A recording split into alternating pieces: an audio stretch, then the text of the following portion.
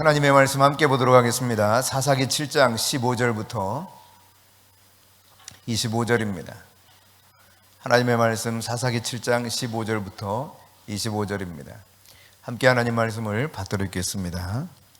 기드온이 그 꿈과 해몽하는 말을 듣고 경배하며 이스라엘 진영으로 돌아와 이르되 일어나라, 여호와께서 미디안과 그 모든 진영을 너희 손에 넘겨주셨느니라 하고 300명을 세대로 나누어 각 손에 나팔과 빈 항아리를 들리고 항아리 안에는 횃불을 감추게 하고 그들에게 이르되 너희는 나만 보고 내가 하는 대로 하되 내가 그 진영 근처에 이르러서 내가 하는 대로 너희도 그리하여 나와 나를 따르는 자가 다 나팔을 불거든 너희도 모든 진영 주위에서 나팔을 불며 이르기를 여호와를 위하라 기드온을 위하라 하라 하니라.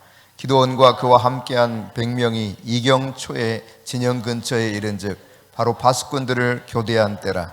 그들이 나팔을 불며 손에 가졌던 항아리를 부수니라. 세대가 나팔을 불며 항아리를 부수고 왼손에 횃불을 들고 오른손에 나팔을 들어 불며 외쳐 이르되 여호와와 기드온의 칼이다 하고 각기 제자리에 서서 그 진영을 에워싸매 그 온 진영의 군사들이 뛰고 부르짖으며 도망하였는데 300명이 나팔을 불 때 여호와께서 그 온 진영에서 친구끼리 칼로 치게 하심으로 적군이 도망하여 스레라의 베시다에 이르고 또 답밭에 가까운 아벨 무올라의 경계에 이르렀으며 이스라엘 사람들은 납달리와 아셀과 온 므낫세에서부터 부름을 받고 미디안을 추격하였더라. 기드온이 사자들을 보내서 에브라임 온 산지로 두루다니게 하여 이르기를 내려와서 미디안을 치고 그들을 앞질러 벳바라와 요단강에 이르는 수로를 점령하라 하매 이에 에브라임 사람들이 다 모여 벳바라와 요단강에 이르는 수로를 점령하고 또 미디안 내에 두 방백 오렙과 스앱을 사로잡아 오렙은 오렙 바위에서 죽이고 스앱은 스앱 포도틀에 죽이고 미디안을 추격하였고 오렙과 스앱의 머리를 요단강 건너편에서 기드온에게 가져왔더라. 아멘.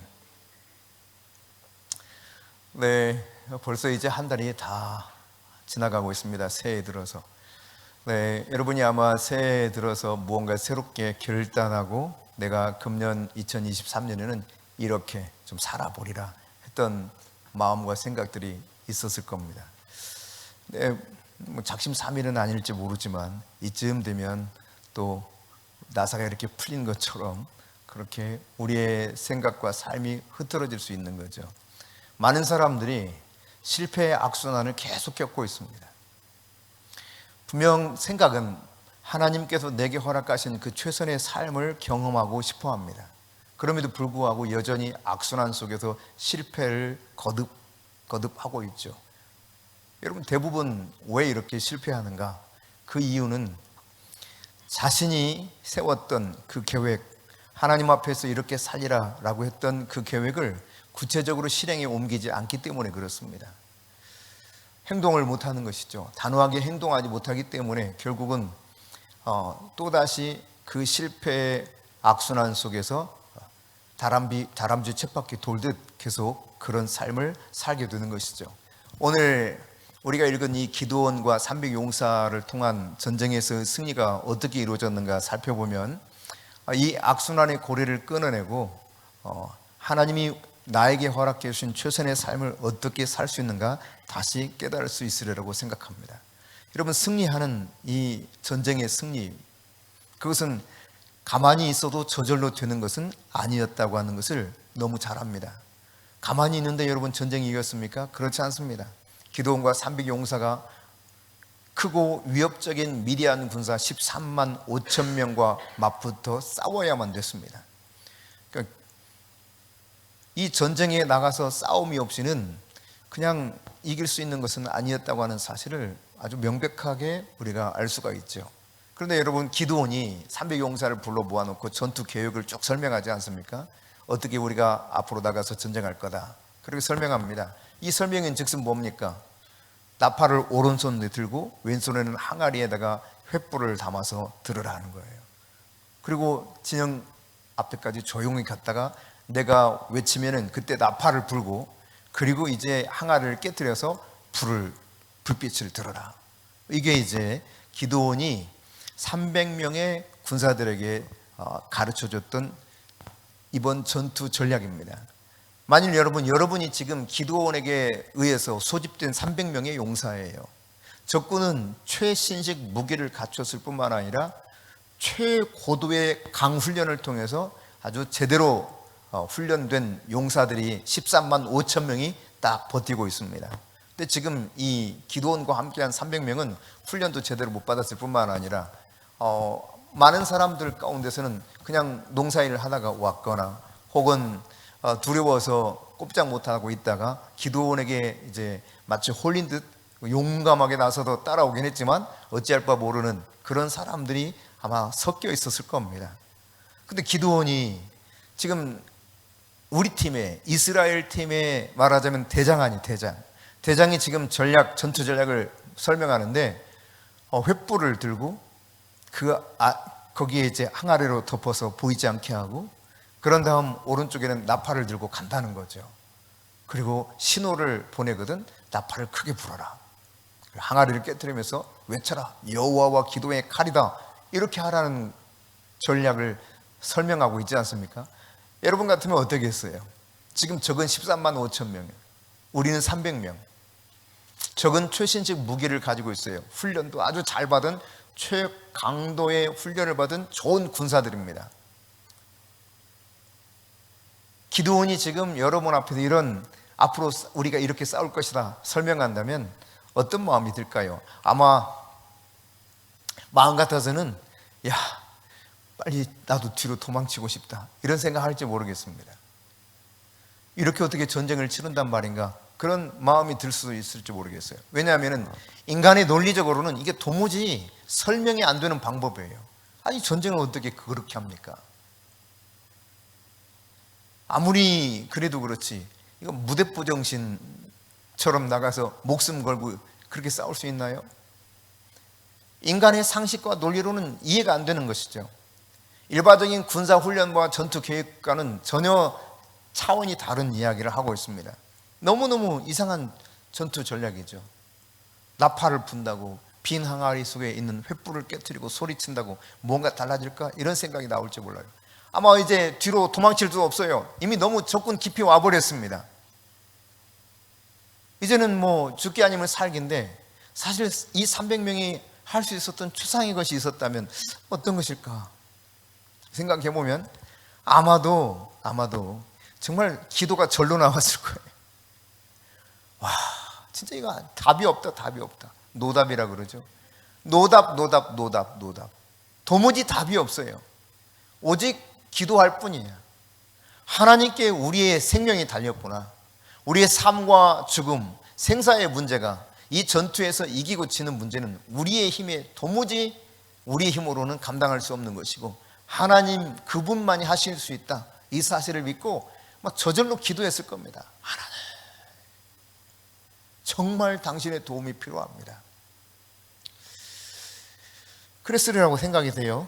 근데 여러분 오늘 이런 전투하는 과정들을 통해서 어떻게 이런 문제와 맞서서 이들이 하나님이 그들을 위해서 예비해 두신 놀라운 그 은혜의 삶을 맛보게 되었는가 한번 살펴보기를 원하는데 먼저 여러분 무엇이든지 타이밍이 굉장히 중요합니다. 자 9절을 보겠어요. 9절 말씀입니다. 19절 시작. 기드온과 그와 함께한 100명이 이경초에 진영 근처에 이른즉 바로 파수꾼들을 교대한 때라. 그들이 나팔을 불며 손에 가졌던 항아리를 부수니라.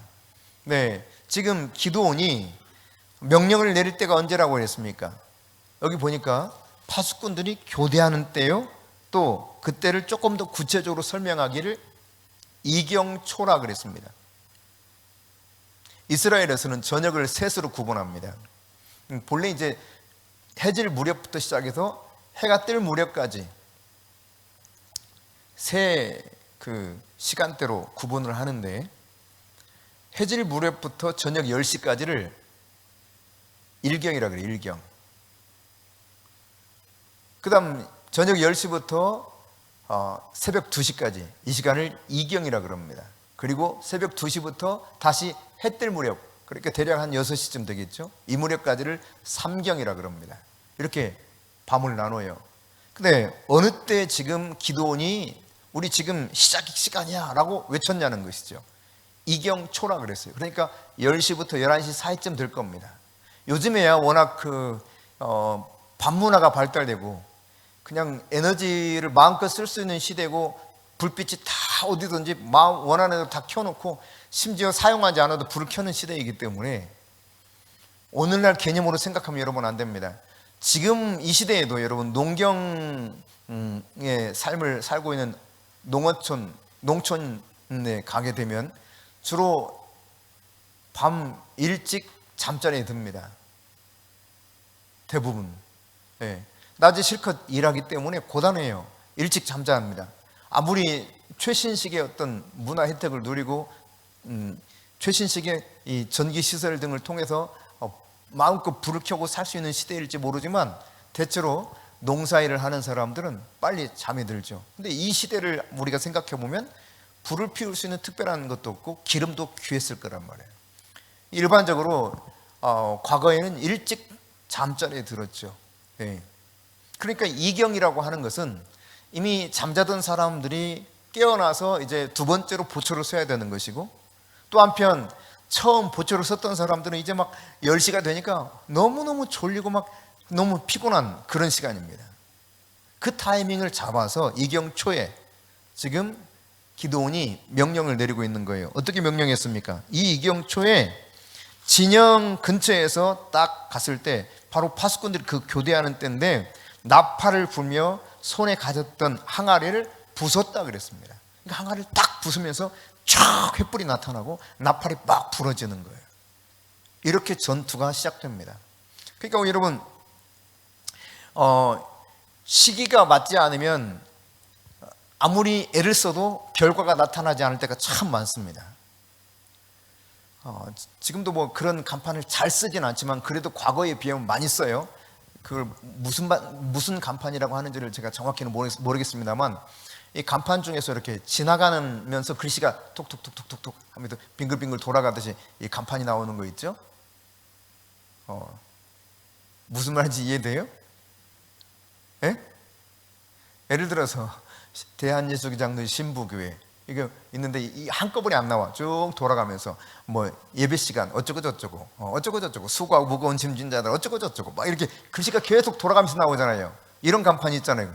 무슨 말씀인지 이해되시죠? 네, 이 간판이 앞으로 그냥 완전히 새로운 시대를 만들 것이다. 이렇게 하면서 이 간판에 꽂힌 가운데 사업을 시작했던 사람이 있습니다. 한양공대 출신이었는데 굉장히 그냥 앞선 생각이었죠. 그때가 언제냐면 2001년, 2년 사이에요. 그러니까 지금으로부터 한 21년 전, 22년 전 그쯤인 거죠.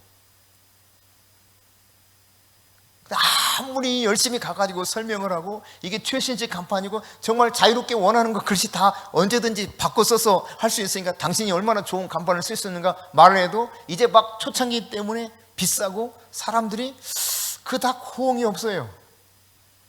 결국 그 사람 그 사업 완전히 망했습니다. 시기가 중요한 거거든요.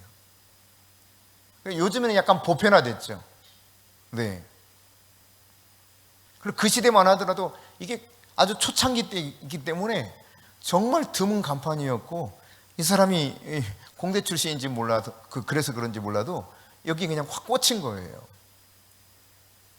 진짜 열심히 뛰었어요. 열심히 기도도 열심히 하고 아주 뭐 신앙생활 최고로 모범적으로 했습니다. 근데 안 된 거예요. 타이밍이 중요한 거예요. 타이밍 굉장히 중요한 겁니다. 한편 여러분 우리가 어떤 것을 결정할 때 좋지 않은 시기에 내가 중요한 것을 결정하게 되면 실패할 확률이 굉장히 큽니다. 잘못될 확률이 큰 것입니다. 타이밍이 정말 중요해요. 다시 말씀드리지만 이 기도원과 300용사들은 타이밍을 아주 잘 잡았다는 사실이에요. 그리고 타이밍이 얼마나 중요한가를 깨달았기 때문에 가만히 잠복하고 있다가 바로 그 교대하는 시간 이경 초에 전투 시작하고 나팔을 불면서 항아리를 깨트려서 횃불을 높이 든 거예요. 오늘 우리가 어떤 일들을 결정하는 때 그것이 옳은 일이라 할지라도 타이밍이 중요하다는 사실과 더불어서 또 내가 좋지 않은 상황 속에서 내 어떤 생각이나 삶이 막 미끄러지는데 그때 무언가를 결정적으로 결정하게 되면 실패할 확률이 크게 됩니다. 이렇게 상승 곡선을 타면서 뭔가를 결정해야 돼요. 물론 반드시 그렇지는 않습니다만 어쨌든 하나님이 주시는 적절한 타이밍, 이거를 굉장히 중요하게 여겨야 됩니다. 예를 들어서 여러분 지금 씨를 뿌린다 해보세요. 그럼 그 사람 농부 어떻게 되겠어요? 실컷 씨 뿌리고 거둘 수가 없습니다. 다 얼어 죽습니다. 봄이 됐어야, 그때 파종해야 이게 싹이 나고 제때 열매를 맺을 수 있게 되는 거예요. 다 시기가 있는 겁니다. 하나님이 그 때를 만드셨죠. 우리가 이 세상을 살아가는 데 있어서도 그 때를 구분할 줄 아는 지혜가 필요합니다. 여러분이 이 기드온과 300용사가 싸움을 시작하는 때를 분별했었던 지혜가 여러분에게도 있기를 바랍니다. 그런가 하면 여러분 16절 보십시다. 16절 같이 읽습니다. 16절 시작. 300명을 세대로 나누어 각 손에 나팔과 빈 항아리를 들리고 항아리 안은 횃불을 감추게 하고. 자, 여러분 이거 아까 조금 전 설명드렸습니다만 이제 기드온이 전쟁의 무기를 갖추게 하는 방법이었죠. 칼과 창으로 무장한 게 아닙니다. 기드온은 전혀 상상 밖의 무기로 무장을 시킵니다. 방금 16절에서 읽었던 것처럼 오른손에는 나팔을 딱 붙잡게 해요. 그리고 왼손에는 횃불이 들어있는 항아리를 들게 만듭니다. 이게 말하자면 전투에 나가는 무기. 이런 무기 혹시 갖추고 전쟁하는 사람 상상해 보셨어요? 그러니까 겉으로 보면은 이게 터무니없어요. 상식적으로 도무지 납득이 안 되는 무기를 지금 들고 나가는 거예요. 여러분, 우리가 우리 앞에 있는 적들을 쓰러뜨리면서 승리의 삶을 살아가는 가운데 하나님이 내게 허락하신 그 최선의 삶을 경험하고자 할 때 때로는 고정관념에서 벗어나야 돼요. 그 창조적인 사고, 창의력이 필요합니다. 여러분, 이런 창조적인 사고를 가지고 나갈 필요성이 있다는 것을 깨달아야 돼요. 기드온은 전혀 상상 밖의 무기로 300명의 용사를 무장시켰습니다. 여러분, 지상 최고의 군대가 미디안 동방족속들입니다. 무기도 훈련도 잘 되어 있습니다. 13만 5천 명이라니까요.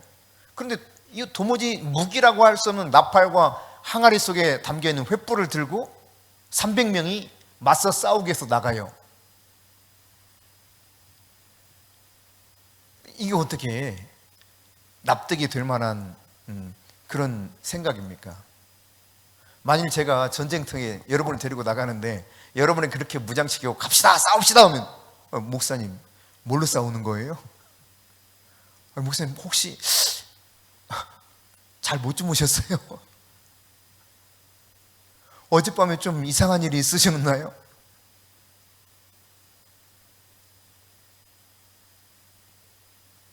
근데 기드온은 전혀 뜻밖의 무기를 들고 나가게 만들고 있다는 사실이에요. 하지만 여러분, 이게 얼마나 창조적인 아이디어인가를 잠시 좀 깊이 생각해 볼 필요가 있습니다. 이 당시 이제 나팔을 사용할 때 다양한 절기를 알릴 때도 사용하고 이런저런 것도 사용했지만 그 중에 하나가 뭐냐면 전쟁에 나갈 때 나팔을 불었어요. 전쟁에 나갈 때 보통 1000명의 군사가 있으면 나팔 하나를 불었다고 합니다. 근데 지금 이 300명의 용사들에게 각각 다 오른손에 나팔을 들라고 그랬어요. 그렇다면 여러분 한번 생각을 해봅시다. 계산을 해봅시다. 300명이 나팔을 불어 동시에 불어요. 그러면 한 1000명당 하나니까 300명이 불었다고 하는 것은 30만 명의 군인이 지금 왔다고 느낄 만한 나팔 소리가 들리는 거예요. 밤에 여러분 나팔 불어보세요. 밤중에 한번 불어보세요. 밤중에. 그 300개의 나팔이 동시에 불린다고 하면 가정해 보세요. 막 잠자던 사람들이, 보초 서던 사람들도, 막 졸면서 보초 서던 사람들도, 이제 막 해롱해롱 잠들었던 사람들도 정신없을 거예요. 막. 게다가 정말 그것이 정말 진짜 사실이라면 1000명당 한 명의 나팔을 불었다면 30만 명의 군인이 지금 출동했다고 느낄 만큼 나팔 소리가 큰 겁니다. 300개의 나팔이 동시에 불어지니까. 근데 그게 밤중에 불리는 거예요. 밤중에. 그럼 낮에는 개 짖는 소리도 그닥 신경 안 쓰이죠. 근데 밤중에 여러분 개가 짖어보세요. 아유, 보통 시끄러운 게 아니에요. 개 한 마리만 짖어도 온 동네가 시끄러워. 중성화 시술을 안 시키면 신고 들어갑니다. 신고.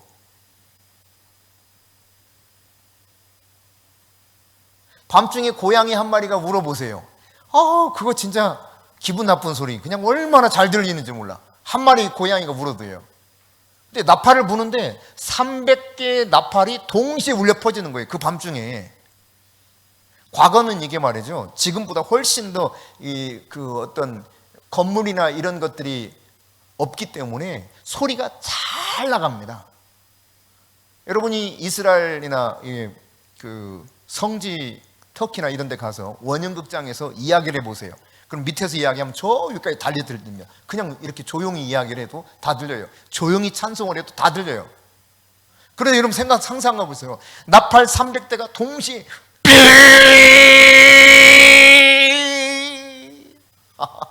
어마어마해. 정말 화들짝 놀랄 소리입니다.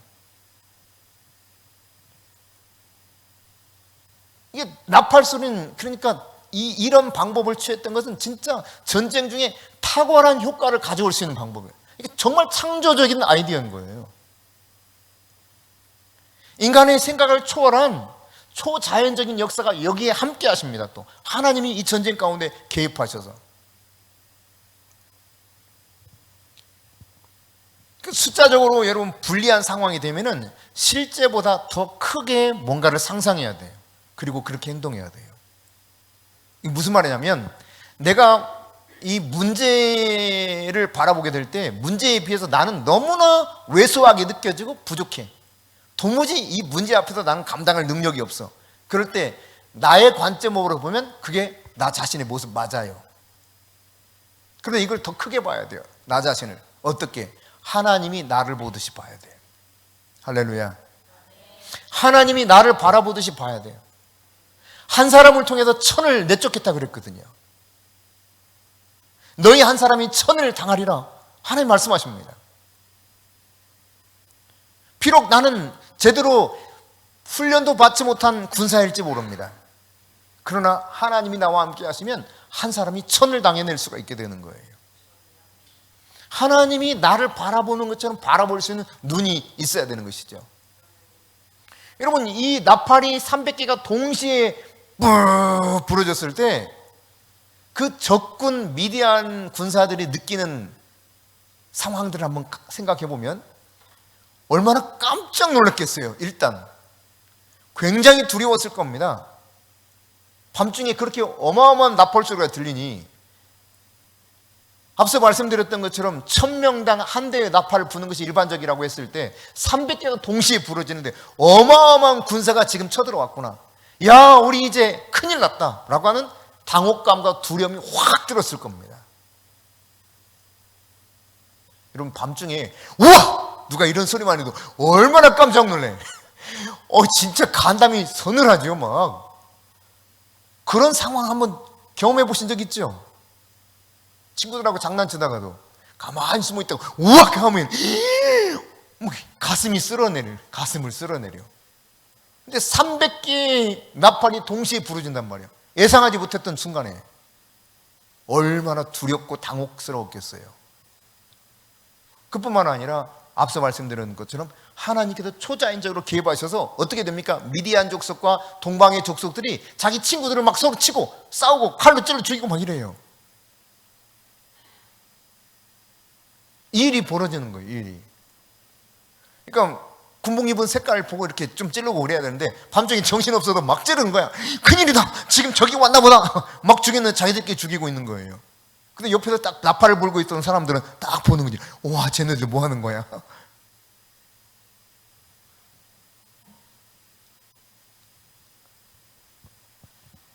그런가 하면 여러분, 우리가 300명의 용사를 통해서 이와 같이 하나님의 놀라운 초자연적 방법으로 일하게 되시는 탁월한 그런 창조적 아이디어를 가지고 전쟁에 임했던 이 사람들을 바라보게 될 때 약한 부분을 여러분이 바라보지 마시고 나에게 있는 강한 부분에 초점을 맞추실 수 있기를 바랍니다.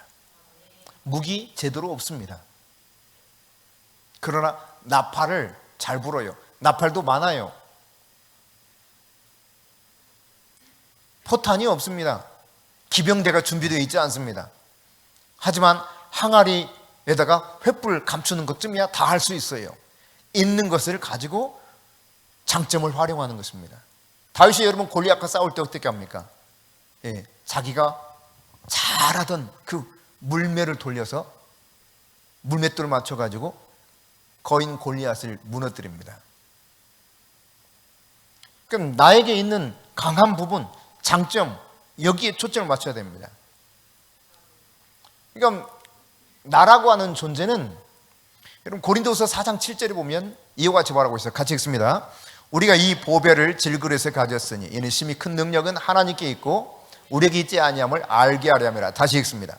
우리가 이 보배를 질그릇에 가졌으니 이는 심히 큰 능력은 하나님께 있고 우리에게 있지 아니함을 알게 하려 함이라. 내가 질그릇이에요. 근데 내 안에 뭐가 있다는 것입니까? 보배가 있어. 보배. 우리 주 예수 그리스도시죠. 여러분, 내가 비록 이 보잘것없는 질그릇 같은 항아리일지 모릅니다. 그 안에 그러나 횃불이 있는 것처럼 질그릇 안에 보배가 있어요. 내 안에 그분이 계시는 거예요. 이런 존재가 바로 나라는 사실을 깨달아야 됩니다. 게다가 여러분, 하나님은 뭔가 문제가 있는 그 사람, 깨진 그릇을 잘 사용하시는 분이 하나님이십니다. 여러분, 이 항아리가 깨지기 전에는 빛이 드러날 수 없었습니다. 항아리가 깨지는 순간 그 안에 있는 횃불이 쫙 드러났죠. 질그릇 같은 내가 깨지는 순간에 사람들이 나의 이 약한 삶 속에서, 내 삶 속에서 일하시는 그 빛 되신 주님을 보게 되는 거예요. 와, 저런 속에서도 저렇게 어떻게 하나님이 일하시지? 내가 깨어지면 주님이 일하시기 시작해요. 내가 깨지는 순간 빛이신 그분이 드러나기 시작하시는 것입니다. 하나님이 택하시는 순간 하나님께서는 내 문제 속에 있는 모든 어둠을 뚫어버리고 비로소 주변을 환하게 밝히시는 빛이 드러나게 만드는 놀라운 일을 행하시는 분이 우리 주님이셔요. 하나님이 여러분에게 주신 창조적인 아이디어를 잘 이렇게 사용하실 수 있기를 바랍니다. 그냥 똑같은 방식으로 고정관념 속에서 같은 방식을 따라서 하려고 하면 13만 5천 명하고 3만 2천 명 다 모여도 안 되는 전쟁이죠. 안 되는 거예요. 그거는 어차피 안 되는 거예요. 근데 전혀 상상 밖의 전쟁을 치르고 있어요. 이것이 하나님 주신 놀라운 아이디어입니다. 여러분에게도 이 창조적인 사고를 주셨다는 사실을 기억하십시오. 그런가 하면 여러분 15절부터 18절 한번 읽어봅시다. 15절부터 18절 시작. 기드온이 그 꿈과 해몽하는 말을 듣고 경배하며 이스라엘 진영으로 돌아와 이르되 일어나라, 여호와께서 미디안과 그 모든 진영을 너희 손에 넘겨주셨느니라 하고 300명을 세 대로 나누어 각 손에 나팔과 빈 항아리를 들리고 항아리 안에는 횃불을 감추게 하고 그들에게 이르되 너희는 나만 보고 내가 하는 대로 하되 내가 그 진영 근처에 이르러서는 내가 하는 대로 너희도 그리하여 나와 나를 따르는 자가 다 나팔을 불거든 너희도 모든 진영 주에서 나팔을 불며 이르기를 여호와를 위하라 기도원을 위하라 하라 하니라. 이거 이제 전쟁을 어떻게 할 것인가 쭉 설명하는 부분이죠. 여러분, 하나님께서 여러분에게 창조적인 아이디어를 줬습니까? 그것을 잘 활용할 수 있기를 바랍니다. 내가 아이디어만 생겼다고 그 문제가 해결되는 것이 아닙니다. 지금 하나님이 주신 창조적인 그런 생각을 가지고 기드온이 이것을 구체적으로 실행하도록 자기를 따르는 자들에게 일일이 이 전투를 어떻게 할 것인가를 설명하고 있습니다. 전쟁 전략에, 그런데 이것이 도대체 어디에서 이런 전쟁 전략, 이런 아이디어를 누가 주셨는가? 그 출처가 어딘가? 성경 속에서는 이것이 어디에서 나왔는지 명백하게 밝혀져 있지는 않습니다. 그러나 이것이 직접적으로 하나님이 주셨다고 말씀하셨다고 표현되지 않은 것을 통해서 우리가 예측해 보건대 기드온의 창조적인 사고에서 나왔으리라고 짐작할 수 있어요. 여러분, 영감, 하나님이 창조적인 사고는 하나님이 주십니다. 그러나 여러분, 우리가 그분이 주시는 영적인 감각, 그 창조적인 아이디어를 가지고 땀을 흘리면서 뭔가 나의 재능을 다 쏟아 부어서 실제로 그것을 실행해내는 것은 바로 우리가 하기를 원하신다는 사실을 깨달아야 돼요. 아무리 하나님이 좋은 아이디어를 주고 기가 막힌 창조적 그런 능력을 우리에게 부어준다 할지라도 실질적으로 여기서 활용하지 않으면 무용지물이죠. 아무 쓸모가 없는 것입니다. 여러분, 그 원시인들에게 지금 우리가 들어갔다고 가정해 봅시다. 그리고 핸드폰을 줬어. 이걸로 지금 여기서 통화를 하면 근데 그게 뭔가 또 깔려 있어야 되는구나. 깔려 있다는 전제하에 전제하에 다 깔아놨어. 미리 원시인들 모르게 깔아놨어 다. 그리고 이 폰을 가지고 이제 그 얼굴을 보면서 통화할 수 있는 걸 딱 연결을 시켜주고 딱 들이댔어. 그럼 얼마나 깜짝 놀랄까? 거기서 사람이 나타나. 괴물인 줄 알겠죠. 괴물. 우주선 타고 내려온 괴물. 이거 뭐야? 난리 나겠죠.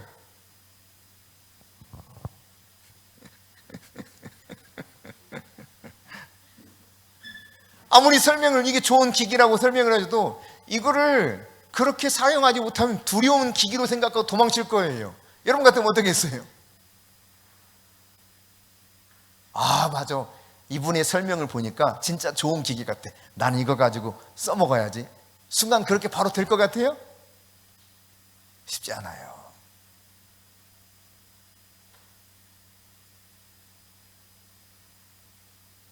아무리 좋은 것이 있어도 이걸 활용해야 내 것이 되는 거예요. 갑자기 그 생각이 나네. 언젠가 지금 한 몇 달 됐는데요. 몇 달 됐는지도 기억도 안 나네. 우리 한별이가 저하고 이제 특히 제가 칫솔질을 할 때 좀 세게 하는 편이에요. 엊그제도 이렇게 칫솔질 하다가 통화를 했는데 아빠 살살 하세요. 살살 그러는 거예요. 살살. 아니 살살 하라고 그러면서 뭐죠? 그 전동 칫솔 이거를 사서 보냈어요. 근데 지금 몇 달이 됐는데 한 서너 달 됐나요? 더 된 것 같기도 하다. 더 된 것 같구나. 아빠 그거 사용해 봤어요? 아니. 어떻게 쓰는지도 몰라. 설명하는 거예요. 아빠 그거 아빠가 너무 그렇게 칫솔질을 세게 하기 때문에 그걸 사드린 건데 왜 안 쓰냐 이거예요. 얘가 이 칫솔질을 세게 하면은 얘가 알아서 세게 한다고 조절한다 이거야. 그런 기능도 들어있다는 거예요. 아빠 제발 칫솔질 세게 하지 마세요. 그거 써보세요. 아직도 안 써봤어요. 난 그냥 편하게 이게 편한 거예요. 좋은 기기가 있어도요 안 쓰면 그게 내 손에 익숙하지 않고 이게 무용지물이야. 먹어봐야 맛을 아는 사람이 또다시 찾는 것처럼 똑같은 거죠. 이게 그거 한 번도 사용해보지 않았기 때문에 이거 설명서 보고 익히는 것도 귀찮아. 못하겠어. 그냥 우선 이게 그냥 빠르고 좋아. 한 6달 가까이 되나 보다. 우리 집에 온 지가.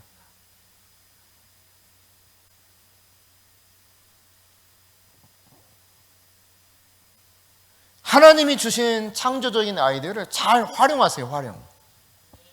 영적인 놀라운 그 감각, 창조적인 아이디어는 하나님으로부터 오지만 하나님께서는 나로 하여금 땀 흘리면서 그 재능을 충분히 쏟아부어서 활용하게 될 때 진짜 그 아이디어가 빛을 발하도록 역사하시는 거예요. 그럼 우리가 기도하면서 정말 큰 기적을 내게 베풀어 달라고 구하는 경우가 많습니다. 하나님, 저에게 정말 이 놀라운 일을 하나님 정말 놀라운 일을 나에게 베풀어 주세요. 뭔가 여러분 기적을 기대할 거예요. 근데 기적 중에 정말 놀라운 기적 중에 하나가 뭐냐? 내게 하나님이 주신 지성을 사용해서 하나님 뜻을 구하는 거예요. 하나님 우리에게 지성과 감성과 영성을 다 주셨거든요. 하나님이 주신 이 지성을 잘 사용해야 돼요. 하나님이 창조적인 아이디어를 지적인 지성을 통해서 우리에게 주시는 거예요. 이걸 충분히 활용하도록 만드시는 거죠. 시편 139편 14절입니다. 같이 읽습니다. 내가 주께 감사함은 나를 지으심이 심히 기묘하심이라. 주께서 하시는 일이 기이함을 내 영혼이 잘 아나이다. 너무너무 기묘하도록 나를 창조해 놓으신 거예요. 저는 진짜 인간이 너무 대단하다는 생각이 들어요. 이 폰 하나에 다 들어가게 만들어 놨잖아요. 웬만한 거요. 근데 이거는 그냥 내려두더라도 어떻게 사람이 날 수 있는 생각을 했을까? 비행기를 떠서 날아가게 만들어. 대륙과 대륙을 그냥 아무 문제 없이 가게 만들어요. 여러분 지상에 있는 교통수단 가운데 제일 사고 확률이 적은 게 비행기인 줄 아시죠? 비행기 사고가 제일 적습니다. 지상의 교통수단 중에 제일 안전한 게 비행기예요. 이게 통계적으로 그래요. 통계적으로. 너무 신기하잖아. 야, 사람이 어떻게 그런 생각을 했을까? 근데 게다가 막 우주를 가. 너무너무 대단한 거예요. 진짜. 제가 늘 신기하게 여겼던 게 그거라니까요. 어렸을 때 은하철도 999 메텔과 철이 너무 신기해. 그 만화 애니메이션이죠. 초보적인 애니메이션인데 그거 보면서 너무너무 신기했거든. 어떻게 저런 상상을 할까? 근데 그런 것들을 실제로 만들어내고 있으니 이게 얼마나 인간이 대단하냐 말이에요. 그 사람만의 대단함이 아닙니다. 우리 각 사람에게 하나님의 DNA를 주셨기 때문에 하나님이 창조적인 아이디어를 충분히 활용할 수 있도록 우리에게 은혜를 베풀어 주셨다는 사실을 깨달아야 돼요. 내가 얼마나 기묘하게 창조된 하나님의 형상을 닮은 존재인가를 알아야 되는 것이죠. 그러니까 기적을 구하는 것이 뭐냐? 내 자신이 기적이야. 내가 하나님의 기적인 거예요. 내가 창조된 모습 자체가 기가 막혀요.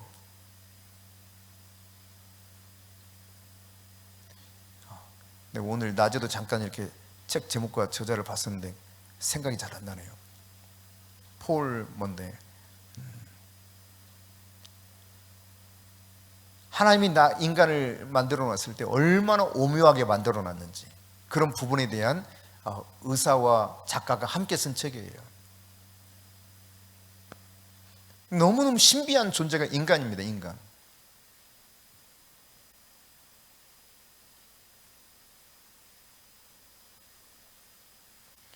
어떻게 내비게이션을 만들어가지고 미리 제가 어제 처음 들었는데 티맵으로 이렇게 딱 목적지를 딱 설정하면 이 목적지를 지금 찾아가고 있는 사람들이 같은 티맵을 통해서 그 목적지로 찾아가는 사람이 100명인지 101명인지 102명인지 다 표시가 된대요. 이야 참 물론 그게 가능하다고 생각을 해요 지금은. 근데 그런 생각과 아이디어를 만들어 그냥 내비게이션을 만들어가지고 찾아가게 하는 것도 기가 막힌데 근데 이제는 몇 명이 그 목적지를 지금 향해서 가고 있는 것까지 다 표시가 돼. 그러니까 이게 여기 가면 안 되겠다, 가도 좋겠다라고 하는 판단도 할 수 있게 되는 거예요.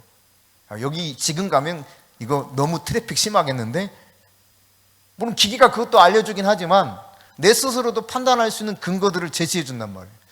참 세상이 진짜 너무너무 달라지고 있는 세상 속에 살아가고 있습니다.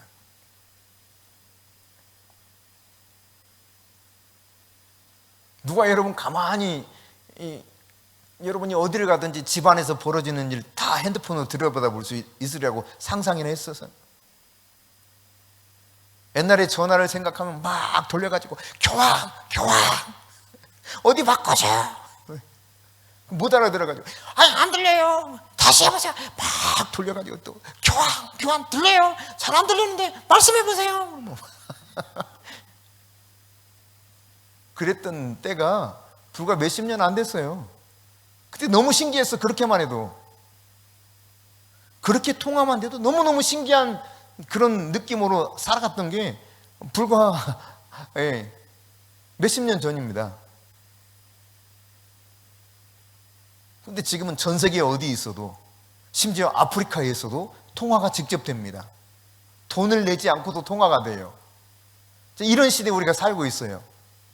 얼마나 하나님이 주신 지성적인 아이디어, 창조적인 사고를 통해서 그것을 활용했을 때 인간의 삶이 너무너무 획기적으로 달라지는가를 보여주고 있습니다. 마찬가지입니다, 여러분. 우리에게 주어진 최선의 삶을 살아가도록 하는 데 있어서 기적 중에 하나는 바로 나 자신이라는 사실을 생각하고 나에게 주신 지적인 창조적 마인드를 잘 활용할 수 있기를 바랍니다. 세상을 변화시킬 수 있는 아이디어가 바로 내 안에 하나님이 그것을 심어 놓으신 거예요. 특정한 사람에게만 있는 것이 아닙니다. 모든 사람에게 이것을 하나님이 심어 주셨다는 사실이에요. 우리는 분명히 하나님을 신뢰해야죠.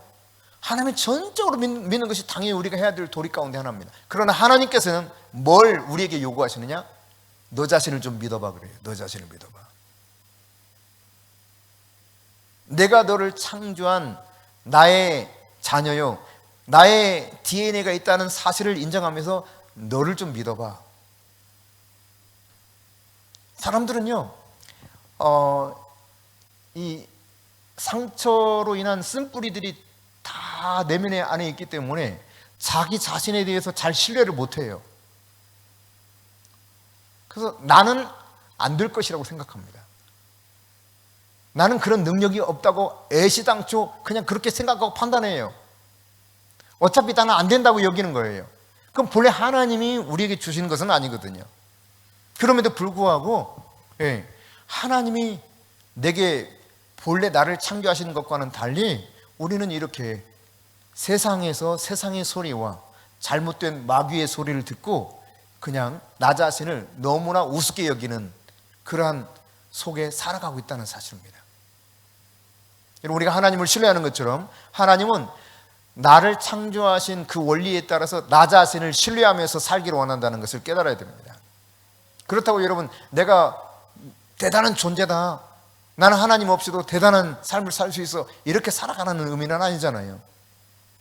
하나님이 주시는 정말 독창적인 창조적 아이디어, 이거를 여러분이 나에게도 주셨다는 사실을 믿고 그런 아이디어가 떠올랐을 때 이것을 활용하면서 행동으로 옮길 수 있기를 축복합니다. 하나님이 주신 것들을 구체적으로 실천하면서 해내기를 원하시는 거예요. 해내기를. 아무리 좋은 아이디어를 줘도 그것을 하지 않으면 아무 소용이 없다니까요. 그렇게 좋은 요즘 애플 최고 좋은 게 뭐예요? 삼성으로 하자. 삼성 제일 좋은 게 뭐예요? 우리나라 거 폰 S22? 23? 23이 나왔어요. S23 그거 그냥 준들 이거를 활용하지 못하면 그냥 아무 쓸모없는 거예요. 두려운 것으로 여길지도 몰라요. 아마 손도 대려고 하지 않을 거예요. 깜짝깜짝 놀라면서. 하나님이 주신 창조적 아이디어를 잘 활용할 수 있기를 바랍니다. 영감은 하나님으로부터 옵니다. 그러나 나팔과 횃불과 항아리를 준비했던 것은 기드온이 하기에 있어요. 그리고 거기서 이러한 전략들을 함께 이야기했을 때 이것을 구체적으로 그 계획을 세우고 실행에 옮겼던 사람은 기드온과 함께했던 300용사들이었습니다. 그들이 구체적으로 실행에 옮긴 거예요. 그 결과 이 전쟁이 어마어마하게 달라진 상황들을 바라보게 된 것이죠. 그 용사들이 함께 실행에 옮기지 않았다면, 그들의 도움이 없었다면 이 전쟁은 해분하만합니다. 기드온과 300용사가 힘을 합해서 구체적으로 하나님이 창조진 아이디어를 가지고 그 싸움에 응했기 때문에, 구체적으로 실행에 옮겼기 때문에 결과가 그와 같이 나타났던 사실을 우리가 볼 수 있어야 되는 것이죠. 한 가지만 더 생각해 봅시다. 자, 19절부터 22절을 먼저 한번 읽어보겠습니다. 자, 기드온과 그와 함께한 100명이 이경초에 진영 근처에 이른 즉 바로 파수꾼들을 교대한 때라. 그들이 나팔을 불며 손에 가졌던 항아리를 부수니라. 세 대가 나팔을 불며 항아리를 부수고 왼손에 횃불을 들고 오른손에 나팔을 들어 불며 외쳐 이르되 여호와와 기드온의 칼이다 하고 각기 제자리에 서서 그 진영을 에워싸매 그 온 진영의 군사들이 뛰고 부르짖으며 도망하였는데, 지금 이 전쟁이 어떻게 진행되고 있는가를 설명해 주고 있는 거예요. 네. 전략을 세운 대로 사람들이 그렇게 움직여서 나팔을 크게 불고 세대로 100명씩 딱 이렇게 포위했다는 이야기죠. 그리고 삼면에서 크게 나팔을 불면서 항아리 깨트리고 횃불을 탁 높이 든 거예요. 그러자 정신없이 허겁지겁 막 도망쳐요. 그리고 그 이후에 일어나는 것은 자기들끼리 막 찔러 죽이는 이런 일이 벌어지죠. 23절, 24절 상반절까지 봅니다. 시작. 300명이 나팔을 불 때 여호와 23절, 24절 상반절 시작. 이스라엘 사람들은 납달리와 아셀과 온 므낫세에서부터 부름을 받고 미디안을 추격하였더라. 기드온이 사자들을 보내서 에브라임 온 산지로 다니게 하여 이르기를 내려와서 미디안을 치고 그들을 앞질러 벳바라와 요단강에 이르는 수로를 점령하라 하매. 여러분, 이 내용들을 이제 통해서 살펴보게 될 때 지금 이제 일단 나팔 불고 항아리 깨뜨려서 횃불 높이 드니까 정신없이 막 도망을 치기도 하고 자기들끼리 죽이기도 하고 난리가 난 거예요. 하지만 일부 자기들끼리 죽이지 못한 사람들이 도망쳐서 지금 막 숨어요, 여기저기. 그런데 이런 상황 속에 어떻게 하느냐, 기드온이 추격하도록 명령을 내립니다. 추격해라 해서 일부는 이스라엘 사람들이 납달리, 아셀, 온 므낫세에부터 부름을 받고 미디안을 추격하더라. 그러니까 이 사람들 23절과 24절에 나타나는 이 사람들은 누구냐, 300명 가지고 추격하면서 육박전하듯이 싸우는 것은 사실상 아무리 13만 5천 명 가운데 자기들끼리 찔러 죽이고 했다 할지라도 최소한 여러분 300명 이상은 남았을 거 아니에요. 그러니까 지원군이 필요한 거예요. 지원군이. 도망쳐서 숨은 사람들 찾아내서 죽이려면 지원군이 필요한 것입니다.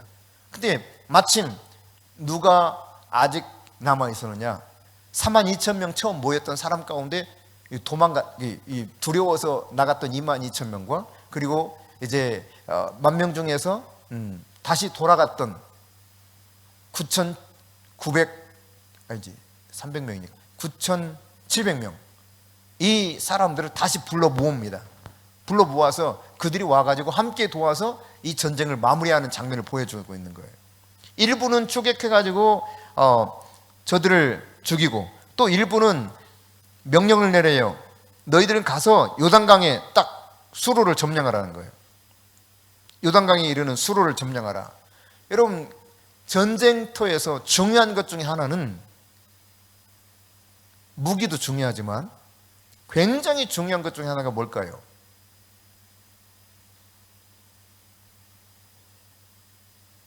방금 읽은 말씀에 의하면 뭐 같아요? 어디를 점령하라 그랬어요?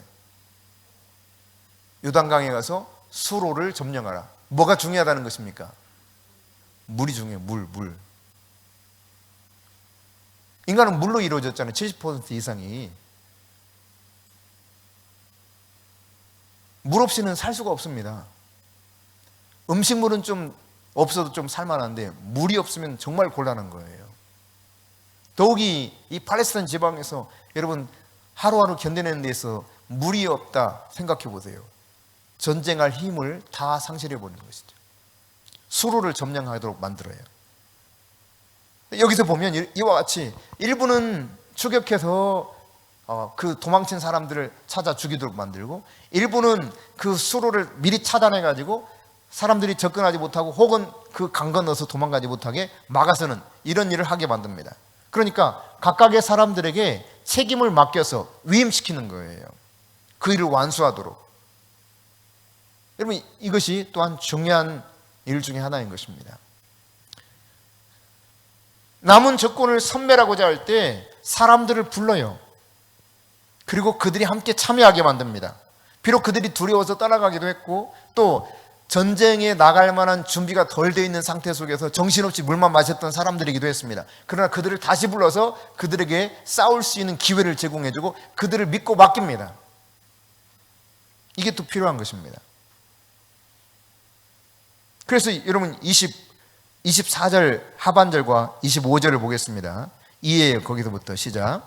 이에 에브라임 사람들이 다 모여 벳바라와 요단강에 이르는 수로를 점령하고, 또 미디안의 두 방백 오렙과 스앱을 사로잡아 오렙은 오렙바위에서 죽이고 스앱은 스앱 포도틀에서 죽이고 미디안을 죽여가있고 오렙과 스앱의 머리를 요단강 건너편에서 기드온에게 가져왔더라. 아멘. 여러분, 다른 군사들이 와서 어떻게 합니까? 요단강을 딱 점령하고 적군들을 완전히 섬멸시켜 버립니다. 그리고 여기 보니까 오렙을 오렙바위에서 쳐 죽이고, 그리고 스앱을 또 스앱 포도주 틀에서 죽였다는 것입니다. 여러분, 오렙과 스앱은 적군의 방백이라고 표현되어 있는데, 말하자면 왕자예요, 왕자. 과거에 여러분, 왕자는 그냥 왕자로 태어났다고 그냥 왕자 노릇 할 수 있는 것이 아니었습니다. 최고의 학문도 공부하지만 과거에는 언제든지 싸울 수 있는 무예를 익히는 것이 굉장히 중요한 왕자 수업 중 하나였습니다. 그러니까 이 시대도 마찬가지예요.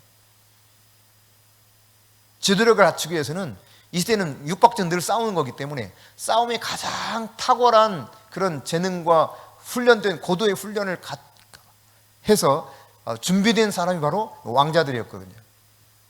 특히 오렙과 스앱 같은 경우는 오렙 바위가 있고 스앱 포도주 틀이 있었던 것을 보면 아마 그 중에서도 탁월한 왕자들이었다고 하는 것을 짐작해 볼 수 있습니다. 여러분, 아무에게나 여러분 어떤 특정한 건물을 짓거나 동상을 만들어 놓거나 이러진 않잖아요. 탁월한 사람들을 기념하기 위해서 하는 것처럼 오렙 바위가 있고 스앱 포도주 틀이 있다고 하는 것은 그만큼 방백 중에서도, 왕자 중에서도 탁월한 그런 군사적 리더십을 가지고 있었던 사람이었음이 틀림없습니다. 그런데 그들이 어떻게 됩니까? 오렙 바위에서 그대로 오렙이 거기서 그냥 바위에 쳐서 내리쳐서 죽임을 당하고, 또 스앱은 자기 포도즙 틀에서 역시 죽임을 당하게 됩니다. 그러니까 여러분, 과거에 왜 이순신이 화살 맞고 죽어갈 때 뭐라고 그랬어요? 한마디 했죠? 뭐라고 했습니까? 나의 죽음을 적들에게 절대로 알리지 말라는 거예요. 왜요? 이 장군이 죽었다고 하는 소식이 만일에 들리게 되면 적군은 기세가 팍 올라갈 것이고, 이 소식이 아군에게 전달되면 완전히 또 낙담하게 될 것이고, 지금 오렙과 스앱이 각각 오렙 바위에서 그냥 그대로 터져 죽고 스앱 바위에서 스앱 포도주 틀에서 죽었다는 말은 저들이 완전히 기가 꺾인 일이었던 것이죠. 그만큼 완벽한 승리를 지금 거두고 있다는 것을 표현하고 있는 것입니다. 여러분, 이와 같이 기드온이 저들을 믿고 저들에게 위임해서 그 일을 감당하도록 했을 때 이런 놀랍게 이 전쟁을 깔끔하게 마무리하는 이 엄청난 승리를 경험했던 모습을 보게 됩니다. 오늘 우리가 나를 위해서 하나님이 예비해 두신 이 초선의 삶을 살기 원한다고 했을 때, 오늘 기드온이 미디안과 동방의 족속들과 싸우는 이 전쟁을 통해서 우리가 어떻게 하면 좋을지를 한번 살펴봤습니다. 분별력을 가지고 타이밍을 잘 잡을 수 있기를 바랍니다. 침묵해야 될 때가 있고 말해야 될 때가 있습니다. 전진해야 될 때가 있고 물러설 때가 있습니다. 그 때를 내가 잘 분별하고 타이밍을 가장 적절하게 잡아야 된다는 사실. 이경초, 가장 저들이 힘들어하는 그 시간, 막 잠에 취하기도 하고 고단했을 때, 바로 그때 이때야 하고 타이밍 지금이야 라고 외쳤던 기도원처럼 여러분이 여러분 앞에 있는 문제를 돌파하고자 할 때 그 타이밍을 잘 찾아 적절한 시기를 포착하실 수 있기를 바랍니다.